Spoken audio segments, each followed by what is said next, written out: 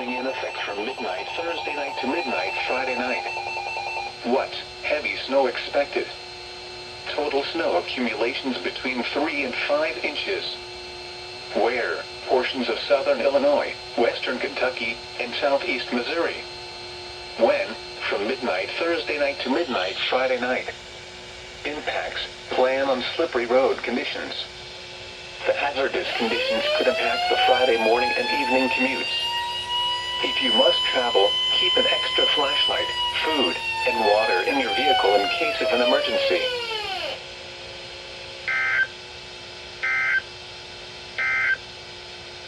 Cold weather advisory in effect from